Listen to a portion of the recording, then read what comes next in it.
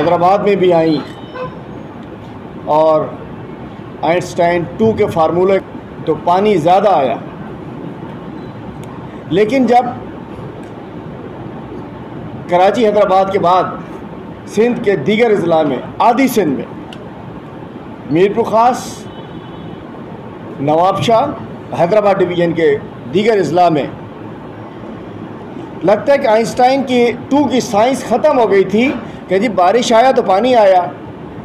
Science ने उनके काम छोड़ दिया कि जब बारिश ज़्यादा आया तो पानी वापस कैसे जाएगा, ज़्यादा पानी आया तो वापस कैसे गया, इसकी साइंस उसके पास नहीं थी, जिसकी वजह से आज भी आधा सिंध के कई अजला बारिश के पानी में गुज़िश्ता 1 महीने से डूबे हुए हैं।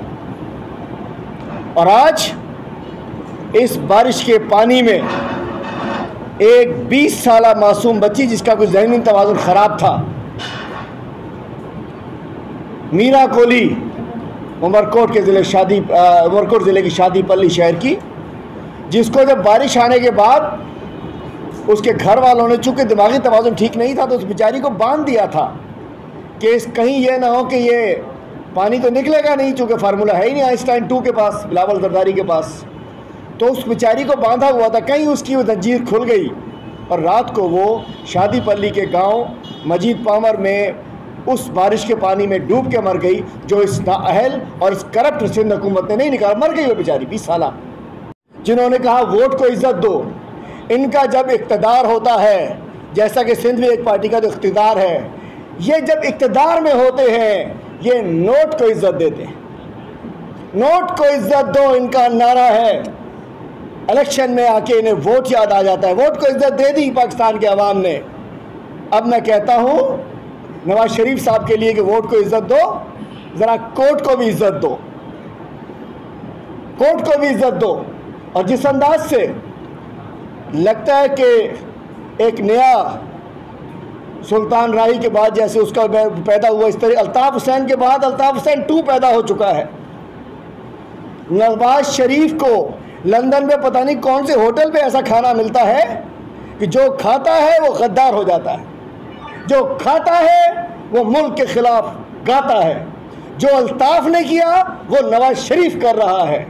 जो मुल्क से गद्दारी कोई भी कर सकता था वही बैठकर आज नवाज शरीफ और उसके हवारी कर रहे हैं।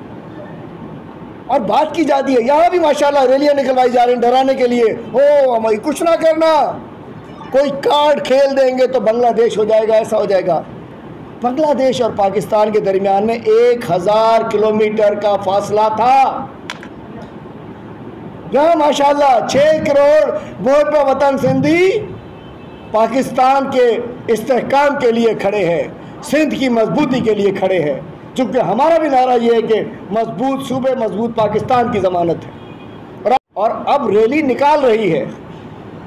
आज से चंद रोज़ पहले कराची प्रेस क्लब के ऊपर एक रैली निकलवाई गई और हमें पता चल गया कि पीपल्स पार्टी ने निकलवाई थी। और अब सुना है कि कल एक और रैली निकाली जा रही है सईद गनी साहब के ज़रिए। वो वज़ीर तालीम जो लगता है कि अभी तक खुद ज़ेर तालीम है।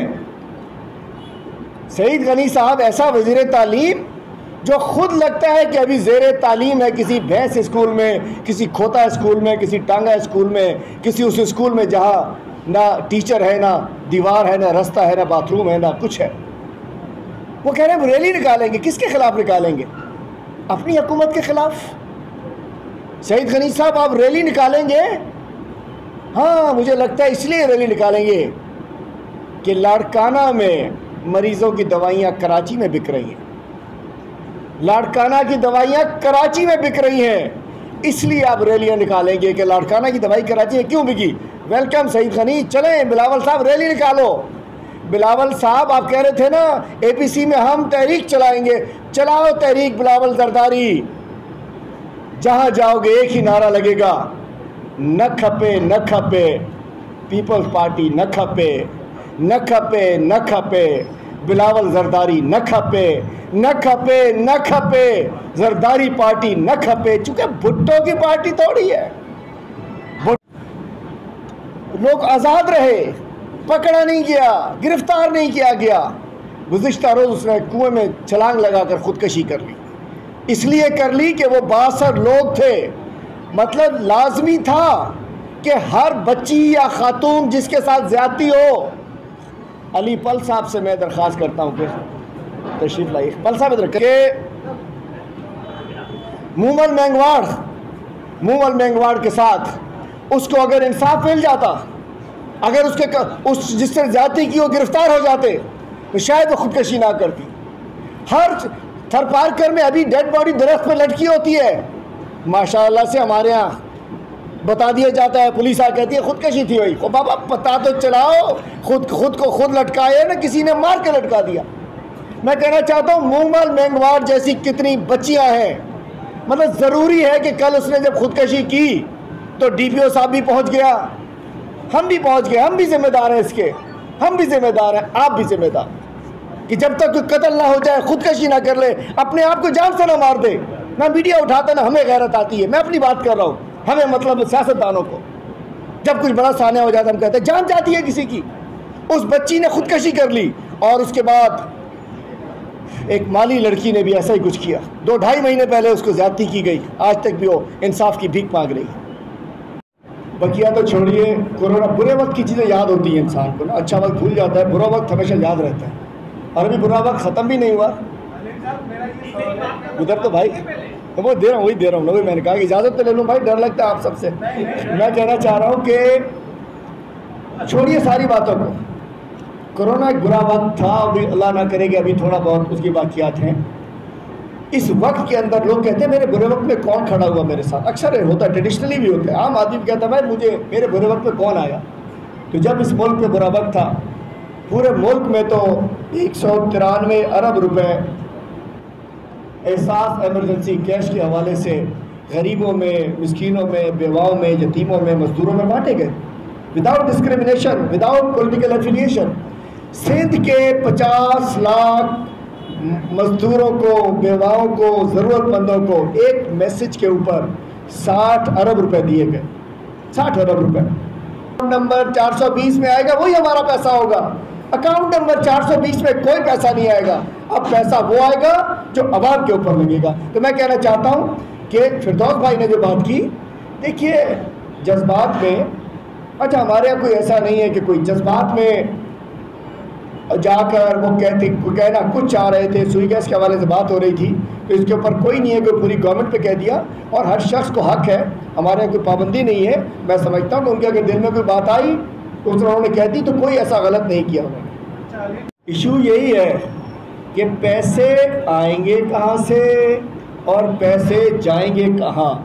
इमरान खान ने ये रास्ता ही बंद कर दिया है कि कहीं से पैसे आए और कहीं से जाली अकाउंटों में जाएं। कराची पैकेज में कोई पैसे किसी को नहीं मिलने वाले। कराची पैकेज में प्रोजेक्ट्स आ रहे हैं। आज भी बताता चलो, हमारी मीटिंग हुई, इसलिए मैं डिले हो गया। गवर्नर हाउस में असद उमर साहब तशरीफ लाए थे, तो मैं बताना चाहता हूँ ये 1100 कुछ अरब का जो पैकेज है, इसके अंदर तकरीबन 1117 ऐसे कुछ, हाँ जी अरब, जो कराची पैकेज जिसको हम कहते हैं, इसके अंदर प्रोजेक्ट्स डिवाइड हुए हैं प्रोविंशियल गवर्नमेंट में और सिंध गवर्नमेंट में। वो प्रोजेक्ट्स जो हमारे ज़िम्मे हैं फेडरल गवर्नमेंट के, वो हमने करने हैं, जो सिंध गवर्नमेंट के हैं वो सिंध गवर्नमेंट ने करने हैं। तो मैं बताता चलूँ, इसका 62% हिस्सा फेडरल गवर्नमेंट ने करना है और 38% जिम्मेदारी सिंध गवर्नमेंट की है। हमारे ज़िम्मे जो प्रोजेक्ट्स हैं उसके अंदर मोटे मोटे KCR, एक वो कैरेज वे है जो कि पोर्ट से लेके पिपरी तक जाएगा, ट्रेन लाइन, वो फ्रेट ट्रेन लाइन। तीसरा बड़ा प्रोजेक्ट जो है वो K4 है। चौथा नाले हैं, KCR, फ्रेट प्रोजेक्ट, नाले और K4, ये मेन है। उसके अलावा छोड़, ये इसके हिसाब से ये सब मेगा प्रोजेक्ट्स हैं। इसके हिसाब से तकरीबन 700 और 16 अरब, शायद 700, 750, 750 अरब के दरमियान के प्रोजेक्ट्स गवर्नमेंट ने करने हैं और 300 अरब के प्रोजेक्ट्स प्रोविंशियल गवर्नमेंट ने करने हैं। ये तो है कि किसी को ना पैसा जाना है ना किसी से पैसा आना है। ये फेडरल ने अपना करना है, इन्होंने अपना करना है। लेकिन इशू ये है, सिंध गवर्नमेंट कहती है कि जी हमारे 700 अरब के प्रोजेक्ट करने हैं। तो मैं आज हैदराबाद में माशाल्लाह बहुत सीनियर साफ़ी हजरात हैं, बड़ी ज़बरदस्त किस्म की रिपोर्टिंग होती है। आपके ज़रिए मैं एक सवाल करना चाहता हूँ मुराद अली शाह साहब से और उनकी टीम से और हमनवाओं से। मुराद अली शाह साहब और हमनवा जो कवालियाँ सुनते हैं, बराए करम आज या कल एक जवाब दीजिए। आप बताइए जो आपके प्रोजेक्ट्स हैं ये कब शुरू कर रहे हैं, कितना पैसा रखा गया, कब मुकम्मल होंगे, कब इफ्तिताह करेंगे और कौन कौन से प्रोजेक्ट्स हैं जो आप कल से लगे हुए 700। तो मैं चाहता हूं कि हमें बताइए और मीडिया के सामने आके कल मुझे बताइए, पूरी कौम को बताएंगे ये आपके जो प्रोजेक्ट्स हैं कितना 32 अरब तो टोटल इन्होंने रखे हैं कराची के लिए इस दफ़ा। तो बात यह है कि जो मैंने आपको फिगर दिया KCR हमें सुप्रीम कोर्ट ने दिया है, इसलिए KCR हम कर रहे हैं और K4 इनको पता इन्होंने तबाह कर दिया। तो मैंने आपको बता दिया इंशाल्लाह कि ये पैसे पैकेज देना नहीं है, कोई पैसे नहीं देने किसी को, ताकि उससे बिलावल हाउस की वो चिकन जलफरेजी और वो मुर्गियाँ हैं वो हमने आवाम पे देने हैं। ठीक सर, पहले कहा कि लोगों की ये जो रैली वालों को भाई भिजवा दो इमदाद के लिए, रैलियाँ क्यों निकाल रहे हो? लोग बेचारे बेसरो आसमान रोडों पे, रस्तों पे, मैदानों में पड़े हुए हैं, मीडिया उसको दिखा रहा है, आप सब मीडिया के ये सारे चैनल दिखा रहे हैं, इन अकल के अंधों को नजर क्यों नहीं आ रहा? ये रैलियां निकाल रहे हैं। मैं कहना चाहता हूँ रैलियां अपोजिशन का काम है। रैली तो निकली 2 रोज पहले लाड़काना में, जहाँ आपको लोगों ने लाड़काना से फारिग कर दिया।